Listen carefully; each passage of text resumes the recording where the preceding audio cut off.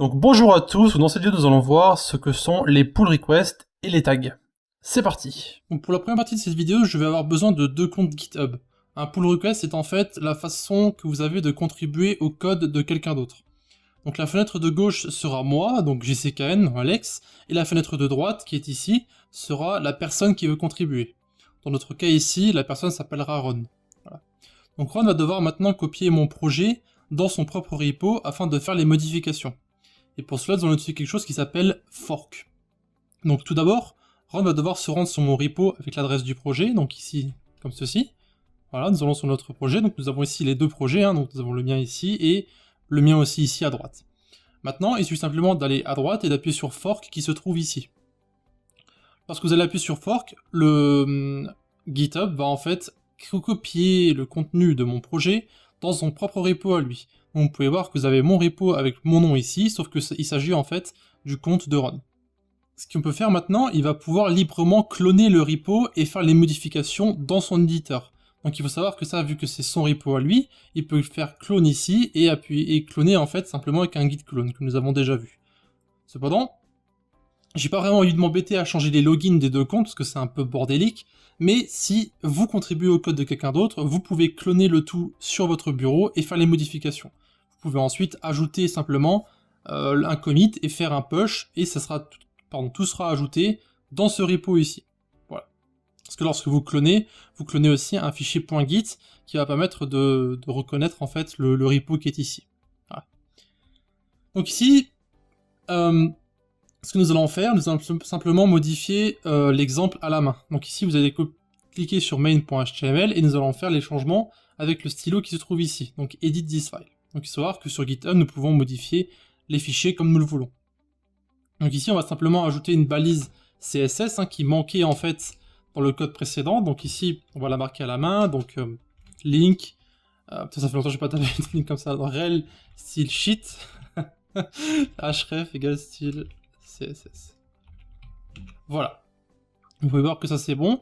Maintenant vous pouvez descendre et nous allons simplement ici faire un commit en marquant quelque chose que vous avez fait. Donc ajoute une balise link. Voilà. Et vous pouvez commit les changements. Et vous allez pouvoir voir que le changement a été effectué ici sur mon repo à moi. On peut maintenant revenir par défaut ici. Et maintenant que le problème a été résolu, nous allons pouvoir faire un pull request. Donc avec le compte de Ron, nous allons appuyer ici sur New Pull Request. Donc en gros, ce que nous allons faire ici, nous allons demander à moi, donc GCKN, en lui montrant nos changements, s'il désire récupérer nos fameux changements et les fusionner avec sa propre branche, et donc avec son propre repo à lui. Donc vous pouvez voir ici que nous allons en fait comparer nos deux branches, donc sa branche à lui, master, donc ma branche, et la branche de Ron qui l'a modifiée. Vous pouvez voir ici les différents changements qui ont été opérés. Donc vous pouvez voir qu'ici il y a un espace en trop, mais bon, c'est pas très grave. Voilà, donc ici, maintenant que tout ça est fait, vous avez simplement appuyé sur le bouton Create Pull Request ici. Donc ici, vous pouvez faire un commentaire si vous le désirez avec une description. Donc ici, nous n'avons pas besoin de description puisque le code est assez court. Donc on appuie sur Create Pull Request. Et voilà, donc la pull request a été envoyée vers le repo de GCKN. Et maintenant, GCKN va pouvoir rafraîchir la page. Et vous pouvez voir qu'ici, en haut, vous avez une pull request qui a été demandée. Donc vous appuyez dessus et vous pouvez voir que c'est la pull request que nous venons d'ajouter il y a quelques secondes. Si on appuie dessus, vous pouvez vérifier les changements qui ont été effectués ici. Donc vous appuyez sur File Exchange, vous pouvez voir les changements, donc vous pouvez voir ici que ça a été changé. Voilà, donc tout a été fait comme nous le voulions. C'est parfait. On peut donc retourner sur la conversation ici, et nous pouvons accepter la pull request ici, en appuyant 2 fois, donc en confirmant. Et vous pouvez constater que si on revient sur notre code ici, donc vous pouvez voir qu'ici ça a été merge, donc la pull request a été acceptée. Donc si on retourne sur notre code ici, on appuie sur main.html, vous pouvez voir que le code a bien été modifié. Voilà. De plus, en regardant le fichier, vous pouvez voir que Ron, ici, est noté comme contributeur sur le fichier qu'il a modifié. Plutôt cool, hein. Ok, donc revenons sur notre fichier et nous allons maintenant pouvoir voir un peu le git pull que nous avions vu. Donc ici, vous pouvez voir que mes changements n'ont toujours pas été faits directement dans mon projet. Cependant, si j'appuie sur git pull, cela va me ramener tous les changements qui ont été faits dans mon dossier depuis la dernière fois que je l'ai regardé. Donc si j'appuie sur git pull, vous pouvez voir ici que les changements ont été ajoutés. Donc on a bien notre balise ici et nous avons notre code CSS ici. Bien sûr, les changements n'ont pas vraiment été faits ici, mais bon ça c'est pas grave hein, de toute façon. Voilà, donc il est maintenant l'heure de voir les tags. Donc les tags vont en fait permettre de créer des points de sauvegarde afin de créer un historique pour votre projet. En gros, il s'agit de points de release, on va dire. Donc ici nous allons créer deux sortes de tags, ou plutôt nous pouvons créer deux sortes de tags.